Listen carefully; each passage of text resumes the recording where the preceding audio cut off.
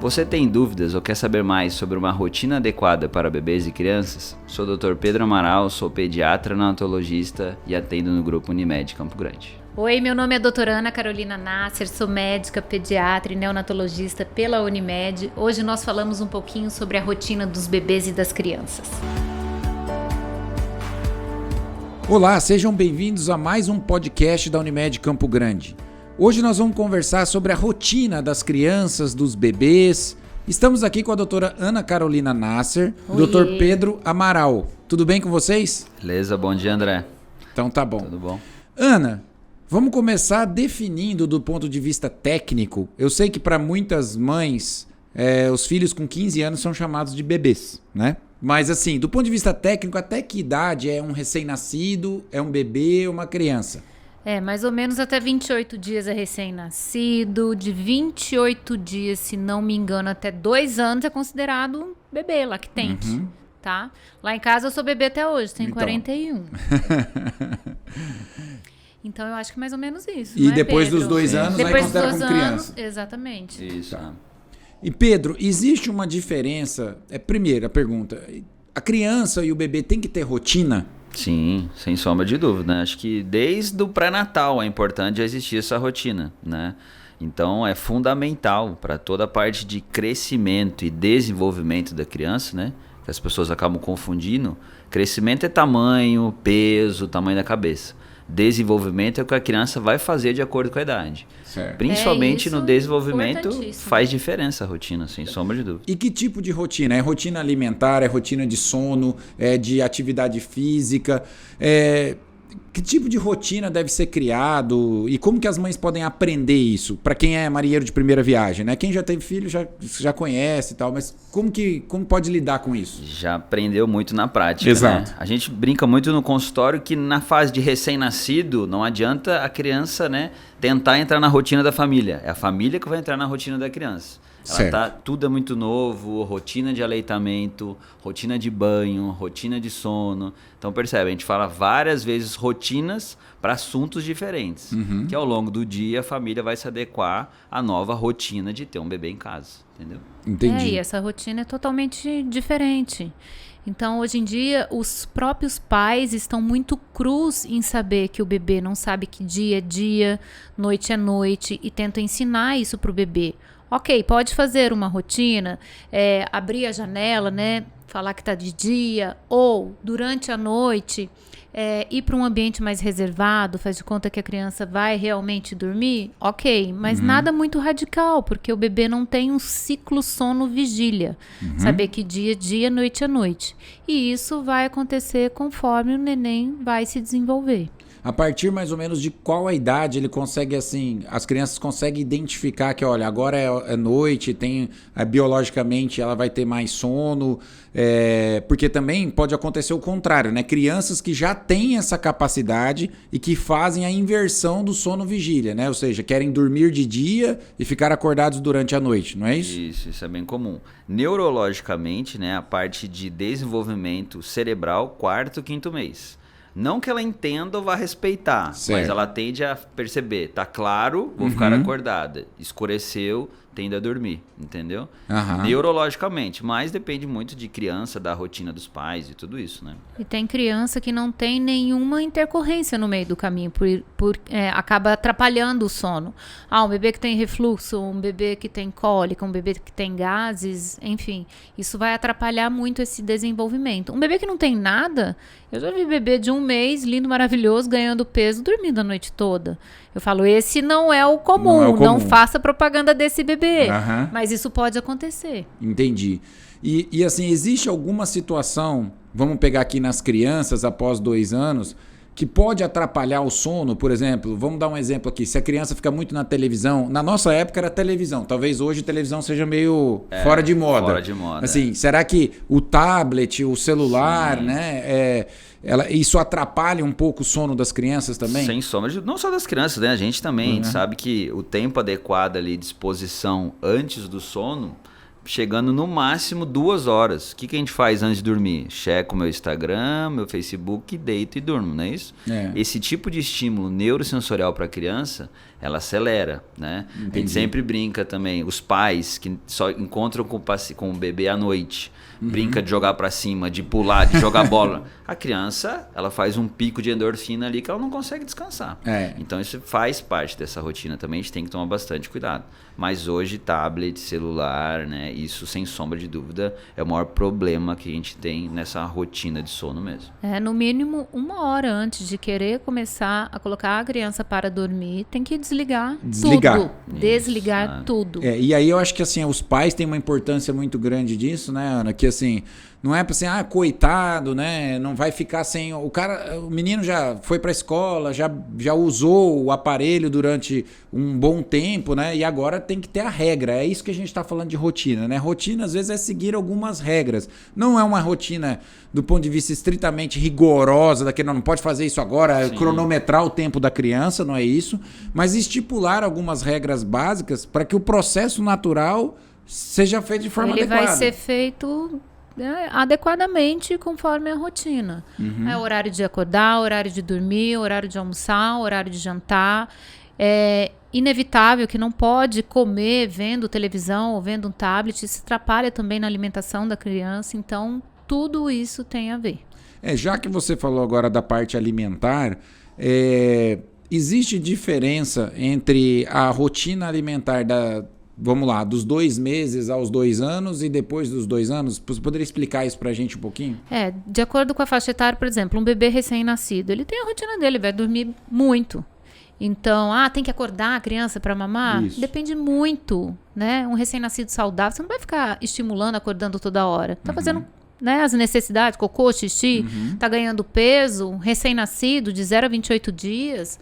Vamos lá, deixa acontecer. Depois de uma determinada idade, eles vão se desenvolvendo neurologicamente e eles vão criando a própria rotina deles. Então, tem uma faixa etária de quanto a criança dorme, quanto a criança tem o cochilo durante o dia. Então, não precisa se desesperar, que é o natural. E, lógico, você tem seu pediatra, você vai conversar com seu pediatra, as consultas vão ser frequentes. O pediatra vai orientar a família em relação a isso. E tem que pesar, tem que medir, tem que ver se está tudo certo, né? Então, não é só a quantidade de sono dela, mas a rotina também de um check-up do bebê durante as consultas. Existem alimentos que são assim mais indicados para determinadas faixas etárias, até do ponto de vista do desenvolvimento? Como que funciona isso? A dieta deve ser uma coisa só, vários alimentos juntos, né? Deve-se observar o período que a criança tem em termos de desenvolvimento, da sua capacidade para introduzindo as alimentações. Como é que funciona isso? Não, sem sombra de dúvida. O que é preconizado sempre é aleitamento materno exclusivo até o 6º mês. Né? Exclusivo? O que quer dizer? Nem só exclusivo, peito até o 6º mês? Só peito. Não é o chá, não é a aguinha, não é de vez em quando, é só peito. Desde que haja condição, claro, da mãe. Sim, e segmento, né, pediatra, porque 99% das mães acham que o bebê não está engordando, que não está funcionando. Só que como ela vê o bebê o tempo inteiro, isso, claro que a percepção dela diminui, né? Então, como a gente tem essa questão da rotina do acompanhamento, que é extremamente importante, cada faixa etária a gente vai ter um aporte nutricional. Certo. O que normalmente acontece? Até 1 ano é maravilhoso. A criança parece um atleta. Ela só come verduras frescas, orgânicas. Passou de 1 ano, começou o sal, começa alguns casos, que é o errado, o açúcar, e aí começa a desandar. E aí a gente vê essas repercussões na pré-infância, né? Você já percebe obesidade aos 4 anos, hipertensão a partir da pré-escolar, 7, 8 anos, associada a vários fatores, né? Então a qualidade desse acompanhamento faz muita diferença. A mãe, claro, ela está no momento que ela precisa receber informação. E a gente tem a obrigação de passar isso para ela. Porque normalmente assim, mas é só um docinho.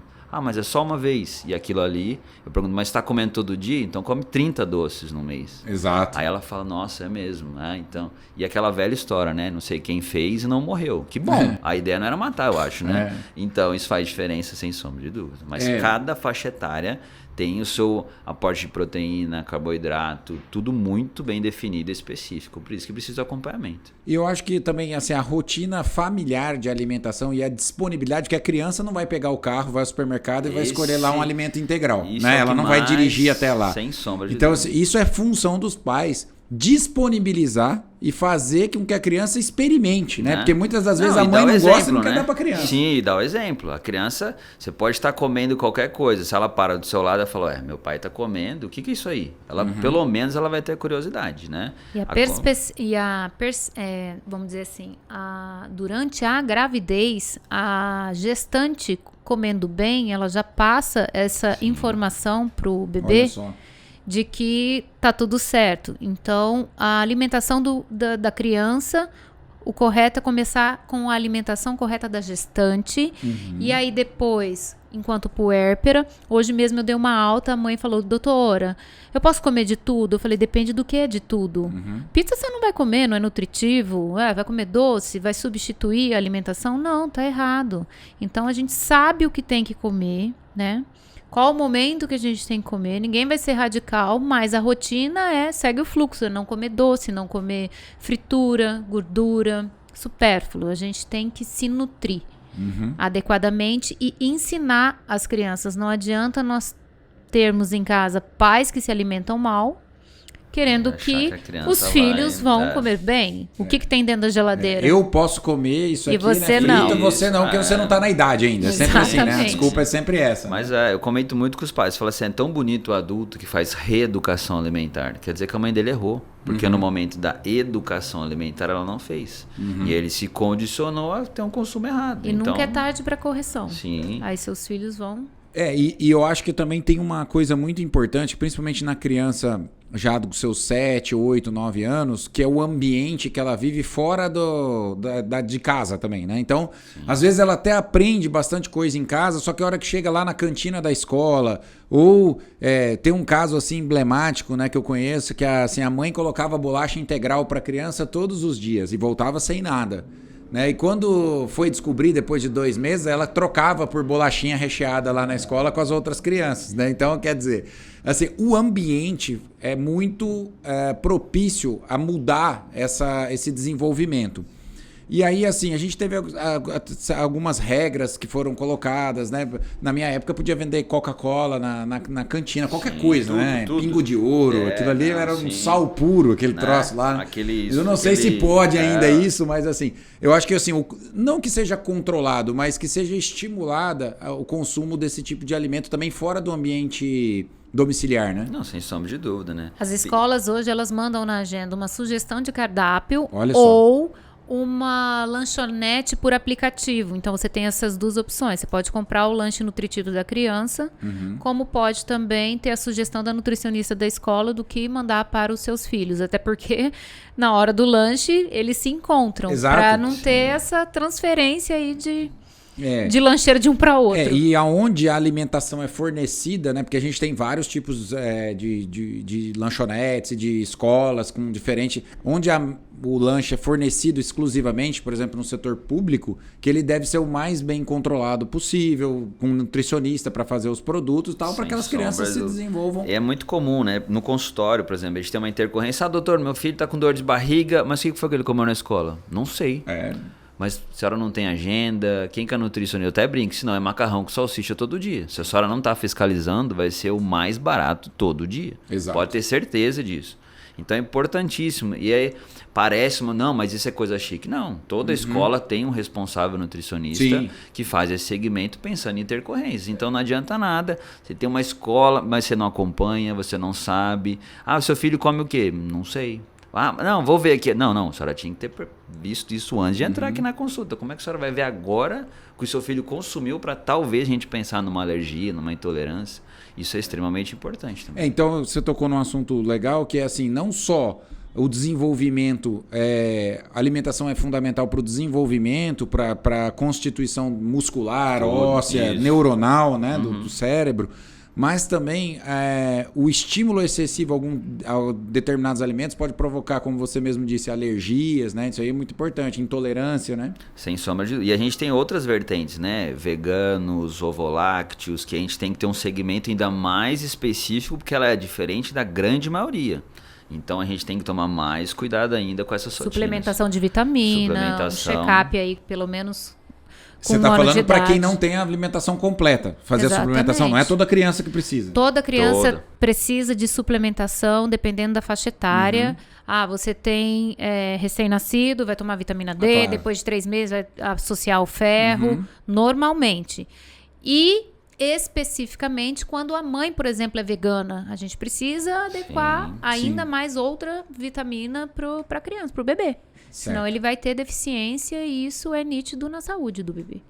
Porque existe muito a cultura de que assim, o bebê ou a criança que está ganhando peso, ou que está engordando, ou que está crescendo, ela é saudável do ponto de vista alimentar, né? E muitas vezes não é. Às vezes você tem um mais magrinho, mas que é mais saudável, porque ganhar peso não significa que ele está tendo mais saúde. Sim, a gente faz um bolo, mas a medicina ela é individual. Sim. Cada paciente ele é individual e tratado dependendo da condição dele. Antigamente se percebia muito, até ontem estava conversando com uma representante, falou, vocês têm que corrigir alguns conceitos, que lá atrás a mulher do Fernando Henrique apareceu na foto com um bebê gigante, tipo, isso é um bebê saudável. Ele era um gordo desnutrido, certo? Porque na época se pensava, vamos dar farinha. Isso. Dar farinha, o bicho ficava um touro e não se mexia, não se desenvolvia. Aí falou, não, mas essa criança está desnutrida, está faltando nutriente. Então não é só farinha, né? Que era um produto da época, que até hoje se usa de maneira errada também, que foi a nossa discussão ontem. Então faz muita diferença, por isso que o aporte nutricional é extremamente importante. Assim como deve ser nosso prato. Elementos que se completam pensando na minha faixa etária, do que eu preciso, e a suplementação de vitaminas, né? Hoje adulto toma, idoso toma, e sem sombra de dúvida, alguém em formação também precisa tomar. Certo. E do ponto de vista, a gente conversou sobre o sono, sobre a alimentação. Criança pode fazer atividade física? Depende. A partir de que ano? A partir de quanto tempo? Qual atividade física? Gente, é extremamente importante a atividade física que faz parte da rotina da criança. Lógico, uma criança de 3 anos não vai para academia, certo. Mas ele tem que... abre aí a porta de casa e vai correr pelo menos. Então, existe também um horário para isso. A gente já falou, não dá para a criança, o pai chegar em casa às 7 horas da noite e deixar a criança ir no play, brincar do seu prédio ou da sua casa ou do seu condomínio, enfim. Recém-nascido, ele deve ser estimulado? Depende, qual que é a idade. Então, varia muito de acordo com as fases do desenvolvimento da criança. Certo? Então, a partir de que idade pode estimular a criança? Ela senta, vamos estimular? Tá na idade correta para engatinhar? Vamos fazer engatinhar? Sai do colo? Andou, vamos embora. Tem as medidas de segurança dentro de casa também. Tira objeto pontiagudo, tesoura, né? Carpete também ou não? Assim, que pode escorregar? Exatamente, tudo isso. Puxar a toalha. Exatamente. Complementa aí, Pedrão. Eu acho que eu sempre converso com meus pacientes, né? A partir do 6º mês natação. Pensando em esporte mesmo, não que eu quero um bebê atleta, né? Pensando na parte cardiorrespiratória, pessoas que têm piscina em casa, é extremamente importante e ajuda muito no sono. De forma mais lúdica, né, Pedro? Sim, sim. O acompanhamento do pai, mas ela já tem um contato com a água, aprende a afundar a cabeça embaixo, não é aquele bebê assustado. Então faz muita diferença. A criança tem mais fome e a criança tem mais sono, porque ela tem um gasto calórico muito maior. Isso ajuda já nos outros 2 processos, entendeu? E cada faixa etária a gente tem esportes específicos. Por exemplo, 4 anos, que ela já tem um ambiente de percepção coletiva. Uma arte marcial, que ela vai entender que sempre vai ter alguém melhor que ela. Certo. Disciplina, né? Disciplina, hierarquia são coisas que nunca vão fazer mal nessa rotina de aprendizado da criança, entendeu? Então, cada faixa etária, depois esportes coletivos na pré-adolescência, para ele ter esse discernimento de que ele precisa dos outros, que ele não é o reizinho, né? Então, toda faixa etária, a gente pode sempre ter uma indicação específica, né? Bebês prematuros, né? E fazer um teste também. Tem criança que com 6 meses você coloca na natação e não gosta. Aí a criança vai ficar chorando. Gente, não vou obrigar, né? Não pode ser tortura, tem que ser prazer, né? Sempre prazeroso, essa é a ideia. Exatamente, isso aí é importante. Então, eu acho assim, o esporte também tem 2 situações que você tocou, que é o esporte individual, ele treina a mentalidade, né? O depender só de você para conseguir as coisas, né? Disciplina, foco. E o esporte coletivo, a socialização, a integralização, claro. A importância da gente depender do outro, né? Então aí, além do ponto de vista físico, muscular, é o crescimento social, integrativo e neuronal, né? Faz muita diferença, é importantíssimo. Legal. Gente, nós estamos chegando no final. Eu queria que vocês dessem um recado final aos pais, de recomendações, de sugestões, para que a gente possa adaptar isso. Quer falar? Pode falar. Bom, eu vou chamar a atenção a nossa sociedade, a Sociedade Brasileira de Pediatria. Ela tem um site maravilhoso, voltado com uma linguagem simples para a família. Coloca no Google SBP para famílias, tá? SBP. SBP. Certo. B de bola, P de pato. Certo. Sociedade Brasileira de Pediatria. Acessem, é um site legal. E a gente fica confuso, às vezes, onde a gente vai procurar. Esse é Informação de qualidade, né? Extremamente confiável, tá? Independente da estrutura familiar de cada um, né? Se os pais são separados, se não, a criança deve sim ter uma rotina. Isso é importante não só para os bebês, para os adolescentes, para as crianças, mas é importante também para o adulto. Hoje o adulto está muito cansado, está muito estressado e o próprio adulto não tem rotina. Então, vamos embora. Aprendam com as crianças que vai dar tudo certo. Legal. Isso aí. Bom, pegando esse gancho aí, lembrar que criança tem que ser criança, né? Criança não é um pequeno adulto, a criança não tem que ter total responsabilidade, é uma fase de aprendizado e essa criança precisa ser bem orientada. Isso é extremamente importante em tudo, ao que ela come, ao que ela faz, ao que ela assiste, em todos os aspectos. É você que vai formular o futuro adulto. Então, deixa a criança ser criança. A criança tem que se machucar, a criança tem que brincar, tem que se sujar, ela tem que cair para aprender, né? As pessoas criam hoje bonecos. Redoma de vida. Uma redoma. Nossa, mas espirrou, doutor, o que eu faço? Limpa o nariz, só isso. Vida que segue, né? Não precisa. Pode ter cachorro, gato, periquito, papagaio, tem que ter vitamina S de sujeira. Criança tem que ter esse tipo de contato e ser criança sempre. Importante. Legal. Pessoal, muito obrigado.